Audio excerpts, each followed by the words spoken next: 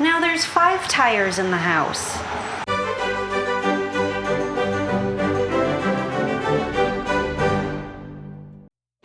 We are Mike and Jeannie, and we restore old houses.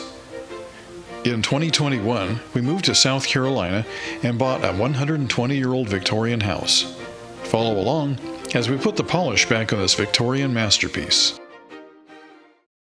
Welcome back to 1834 Restoration House. Yesterday was Friday, and I had the day off. And so that was the first time I've ever had a chance to mow the grass completely without any interruptions with our new tractor mower. And it's amazing. The whole place, 2 acres of grass, was done in 30 minutes. Last week we really focused on the mystery structure. Yes, we did. And we uncovered it pretty good, where we were able to see a whole lot more. We still don't know what it is for sure. Many commenters, you guys are wonderful, gave us so many different ideas. We do think it's possibly a bit of all of them. There's definitely evidence of having multiple structures there. So, and it's been there for years and years. Right. There's the area that has the pillars, and we believe that there was a wooden structure there that was built up on top of those pillars. That's gone. And then we found the evidence of the siding impressions in the mortar on the brick structure. That's also gone. So it looks to me like there was a complex of things going on there back in the day. Was it a smokehouse? Maybe. Was it an outdoor kitchen? Maybe. Was it a wash house? Maybe. Even a milk house? Who knows? Yeah. Who knows? But we're going to keep looking. We know that there's some old timers living close by. We have a neighbor a couple doors down, which we haven't met yet. She looks like, shall we say, she's been here a very long time. So she might know some things. And maybe like the town records, like a lot of you have suggested. But we'll keep looking. We'll keep digging. Yes. And I think it's time to shift our focus today, though. Yes. Onto some other more urgent items. Now that we've got the place livable, we've got the laundry done, things are working, we can maintain the property now, and we can kind of live a normal life while we're doing this, we've turned our attention to the inspection report. And so what we did yesterday is we went through the inspection report and we picked out all the critical items, the ones that are like, emergency, you got to deal with these right now kind of items, and wrote them down in a list.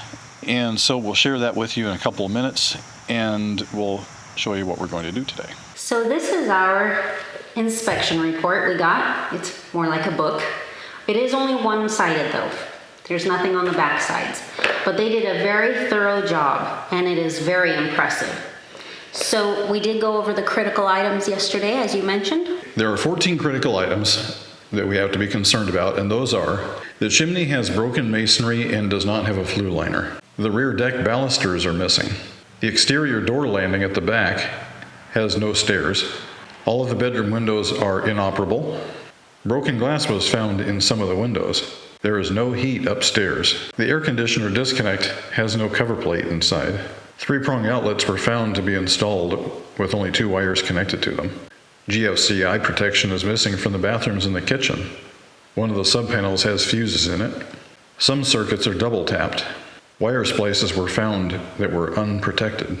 Of the 14 critical items on the inspection checklist, we decided that 7 of those are really critical, and those are all electrical. Now, being a long-time electrical guy myself, I'm well aware of what electricity is capable of, so we're going to address those first.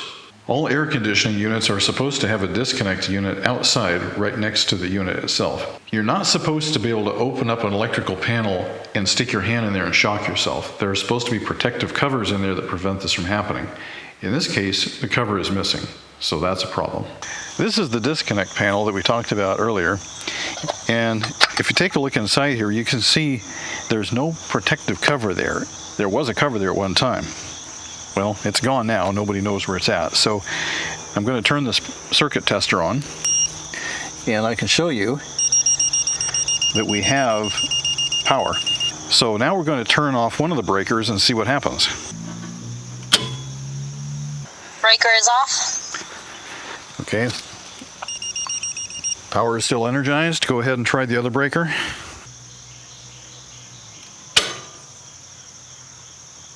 It's off. Okay. Okay, it looks like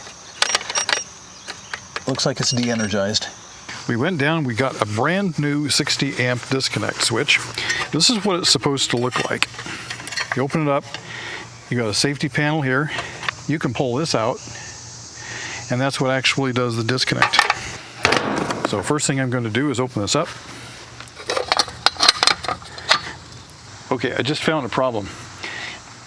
Whoever put this in ran the thermostat wire into the electrical box, and then right down the same hole where this high voltage wire is coming out, they ran the thermostat wire and then into the unit. But the first thing we'll do is disconnect the wires. Now we'll pull off the ground.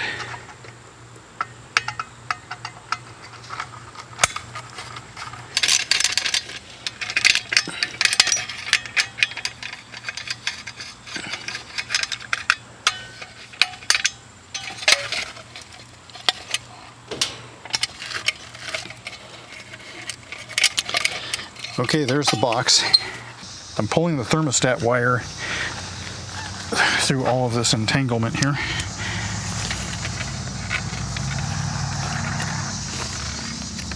And now, let's see if we can get that out of the box. That is crazy. I just don't understand why they put that through the electrical box like that. I'm not sure that's too code worthy.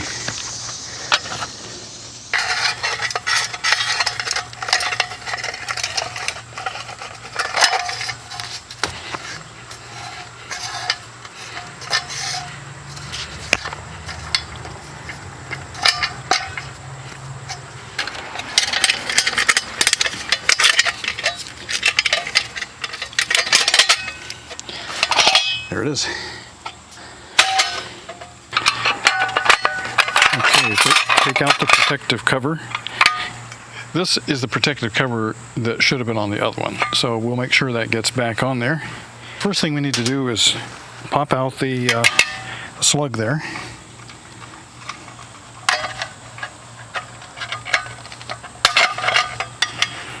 Okay, now we have the mains power right over here. That's going to come through this hole. So let's knock that out.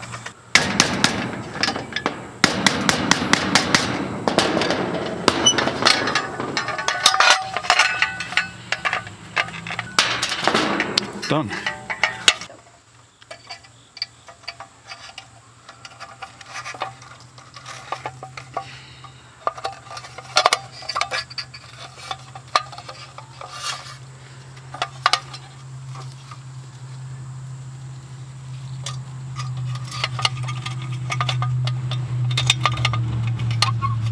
It just so happens that the box is exactly the same size as the one that came out, and the screw holes are in exactly the same location as the other one, which means I don't have to mess with the brickwork.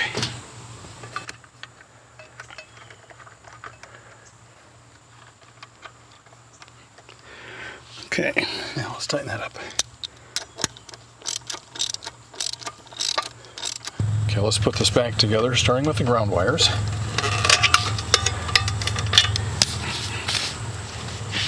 Those will be tied together on the ground bar.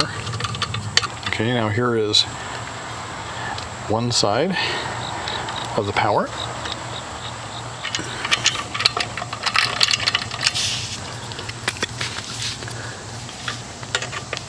Okay, these units run on 240 volts, where the two phases are opposite each other. They call it single phase, but in reality we have two 120 volt legs which are 180 degrees out of phase, for those of you mathematicians. Now, here's where it gets really important. Because the contactor has two blades, we want to make sure that we're putting this together right, otherwise we'll cause a dead short and blow the thing up. So that means that the blacks have to be on one side and the whites have to be on the other.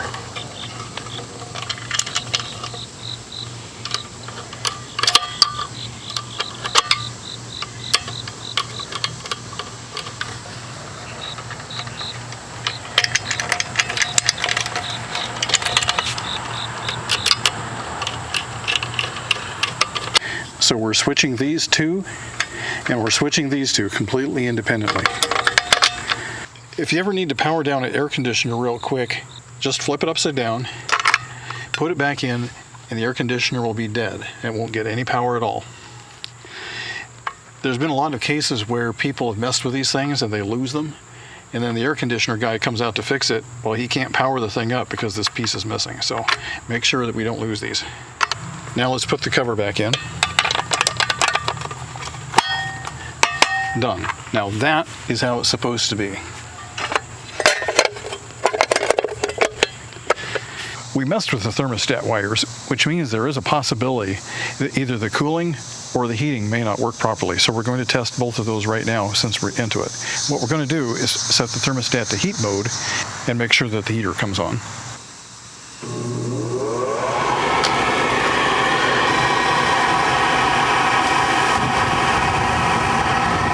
Okay, looking good. So the heat is working good. Now she's going to flip the thermostat over to cooling, and we'll see what happens. We would expect to see this start spinning and the compressor come on. Okay, there it goes. You could hear the compressor start. This fan is now running. And yeah, we got some heat coming out. That's good. That means it's working the way it's supposed to. So now this project is done. Good electrical work dictates that if you have a wire splice where you have two wires coming together with a wire nut, that connection needs to be inside of a closed metal or plastic electrical box. The inspector found multiple instances under the house where they were spliced together and just dangling free. In my hand is a roll of 50-foot wire. This is for the water heater. Now, if you remember a couple of episodes back, we discovered that the water heater wasn't working because it had been run to a mechanical time clock, and the time clock had died and was no longer functioning. So what we did is we put the clock in bypass mode, and that's how we got the water heater working. The inspection report also talked about wires that were spliced, but they were open spliced, which means they weren't inside of a junction box like they're supposed to be. So rather than put the wires in the junction box and mess with that whole thing, I'm going to run a whole new wire from the breaker to the water heater and abandon the entire circuit. All right, the first thing we have to do is identify where the wire is. So we'll take off the inner panel like that. By the way, don't do this unless you know what you're doing. This is the breaker that we care about right here. It has a red wire and a black wire. It's kind of interesting that the wires coming out of here are cloth wrapped. That's definitely not modern stuff there. But it comes down the side, goes down this conduit and into this junction box. So I'm going to go ahead and open that up now.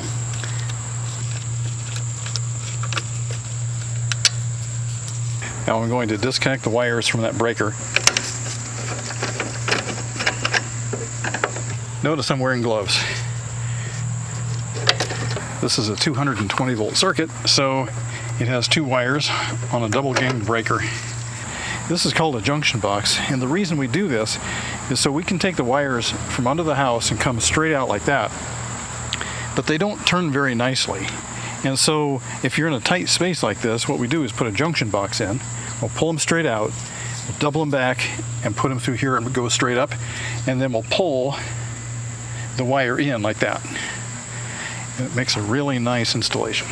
Okay, let's see if we can't get these out of here. Wow, these are old.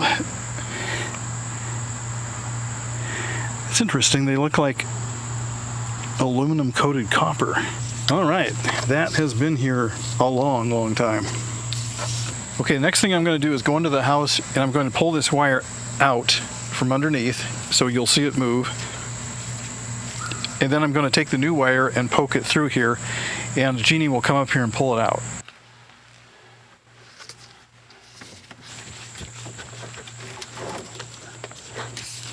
Okay, I just pulled the old wire out. And now I'm putting the new wire through the conduit. Got it. Okay, Jeannie has pulled the cable now. And I'm speaking in the blind because I'm under the house and you can't really see what I'm doing. But I'm unrolling the wire and I'm running it across. And we're going to go back over to where the water heater is. All right, I'm about halfway through here. And here's the old electrical wire. I'm basically just releasing it as I go.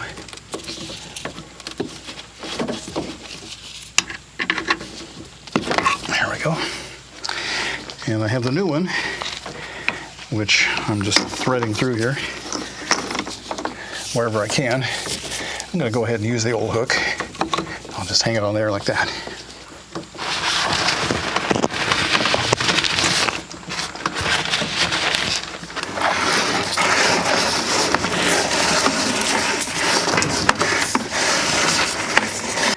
And here are the two wire nuts that they talked about. These are the ones that the inspector put on his report.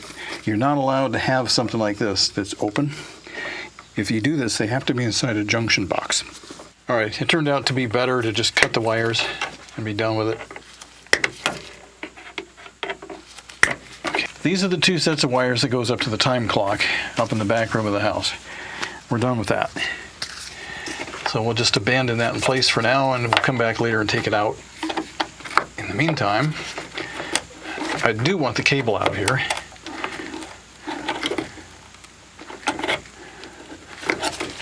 So that's out. Now I can bring this over.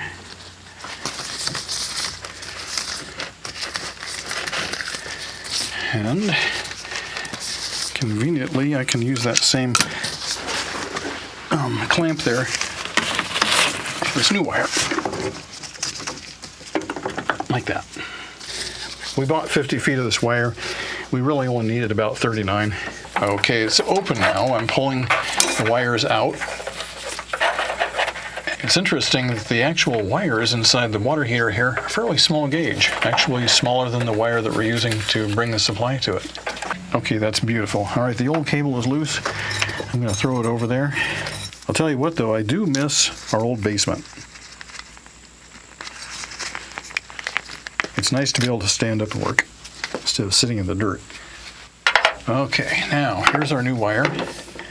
I think I'll go ahead and just cut it right about here. Okay, here comes the extra wire. Now it's just simply a matter of hooking the wires back up with the wire nuts. This is why you shouldn't have ancient wire in a house. See that? The jacket is all deteriorated. The wire underneath it is corroded. And it looks like the main conductors are probably okay. But, I mean, who knows how much longer that this might have been okay before something went wrong. Now it's time to finish up the end of the breaker panel. So we'll take this wire and put it up through the conduit. Grab a hold. And then just kind of gently roll it up in there. Just like that. And that's going to give us a little bit of extra. We only need about this much. So I'll end up cutting a little bit of that off probably, or maybe stuffing some of it back under the house. Thank you, love. Once you've encircled it, just give it a pull. And the whole thing comes right out. I'll go ahead and strip these off. Okay, now this is a little bit different than most breaker panels. Normally you have ground bars right along the side. This one has the ground bar on the bottom, which means I have to take more of this insulation off, unfortunately. Okay, let's put the first wire in there. And now the other wire goes in here.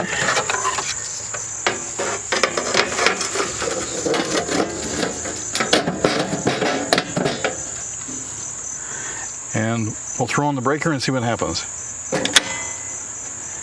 Okay, the breaker is on. So now we should have hot water again. Now there's 5 tires in the house. Why are there 5 tires in the house? Well, it's a long story. The Mini Cooper is a fun car to drive, no doubt about it.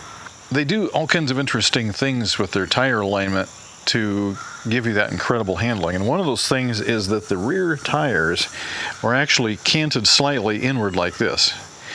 And I think they do that for stability purposes.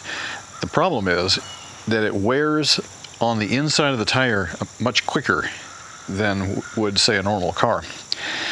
And To make this worse, Mini does not rotate tires. And I questioned them on that. And they said, well, the factory says don't do it. And I got to looking at some forums, and the consensus is, yeah, you need to be rotating your tires. After looking at some discussions about the wear patterns and the rotations and everything, we realized that the tires on a Mini Cooper really should be rotated frequently, like say every 3,000 miles. So the long and short of it is, we've been burning through tires at a rapid rate, and tires aren't cheap anymore. They cost like around $150 a piece these days, and you know, who wants to be wasting money on tires? So we're going to try a tire rotation program, and that's why we have 5 brand new tires in there. So we're going to change these all out, get rid of the bad tires, which this one is definitely bad, and we'll start the rotation program and see if we can stretch the tires out to the full rated lifespan. The leaves are starting to fall. It's the next day, and after being under the house for a couple of hours yesterday, I really don't feel like going under again, so we're going to tackle something outdoors. The weather's really nice right now. It's cooled off quite a lot from where it was, and the humidity is way down, so things are feeling pretty good. It's a great time to get out and work. Just a little background here. The property next door and the property that we bought were both owned by the same person. And when she passed away, both of the properties were sold. One was sold to us, the other was sold to somebody else. But because she owned both properties, she took a lot of liberties between the two. And there's this big dog run here that straddles the property line. So what we're going to do today is take out the portion that's on our side. If you look back behind me over here, you can see a pink tag. That's the instrument survey marker. And the property line runs approximately right where that fence is there. And then over there behind us, right through the backside of the great magnolia tree and on up to the front of the property. I'm going to take out everything you see right here, and we'll do a little bit of cleanup here. Now, something else popped up here. So we have this faucet. Where does that go? Does it go up to the house and get water from the house? Obviously, it doesn't work anymore. Or does it cross over and head that way? So we have to determine that. And if it does go that way, like I said, she took a lot of liberties between the two properties. We'll have to dig that out, cut it and cap it over there, and that way we can take this portion out. The first thing I'm going to do is just begin dismantling things. Our socket collection is in shambles, and a lot of pieces and parts are missing. Just some, I don't know, things just get lost in the move, I guess. So we'll just go old school and take it apart the old-fashioned way. Okay, there's that. I am the first human to set foot in this thing in years.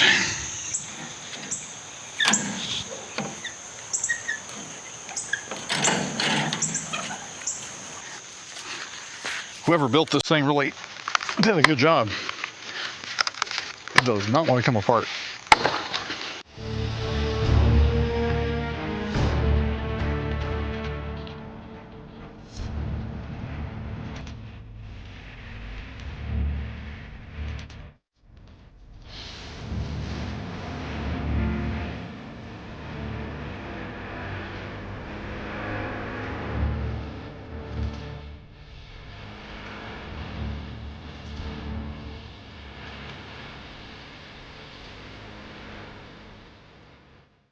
Well, that was a lot of fun.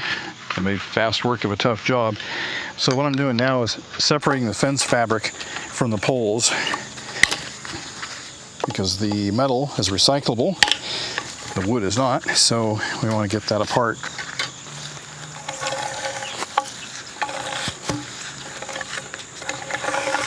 There's a nail down here. Oh no, it's not a nail, it's a piece of fence fabric. We are making great progress. We've got half of it out. The wire, the posts. Now we're gonna finish getting all of this wire out, and then we're gonna take these posts out. It's looking really good. After the posts are out, we'll take all the garbage out. We'll have a nice area back here.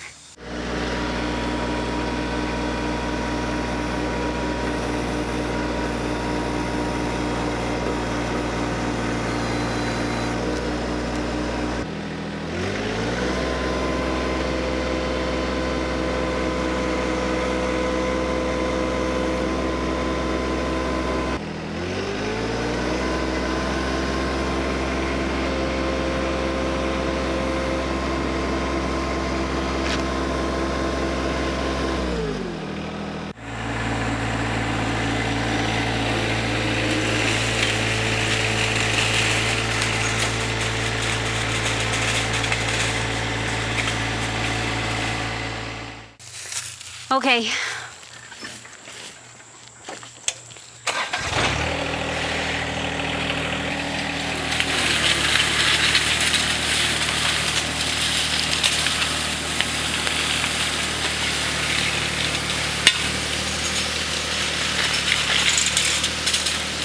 Woo! Yes. That's what I'm talking about. So this entire dog run here, at least the part on our side, is completely gone. This was a busy episode. We did a bunch of electrical work. We went into the house. We replaced some things. We even came out and worked on the yard and pulled a lot of fence posts out and cleaned some things up. So it's been busy and it's been great. Next week, I hope we can get to do some more electrical work and maybe some restoration and quite possibly some more yard cleanup here. We've got some more fencing over here that needs to come out, and there's always something to do out here. We're having a lot of fun doing all of this. If you like what you see and you're on the fence about subscribing, please subscribe. Help us to get to the 10,000 mark. Yeah, we're getting awfully close. We're just under 9,000 right now, and all it takes is a little push, and we can go right over 10,000 subscribers. It's more than just a symbolic thing. It actually increases our rankings with YouTube, which helps get the video out to more people. We can expand the community of old house lovers and people who love restoration like you guys do. So we'll see you on the next one. Sounds good. I guess, something like that.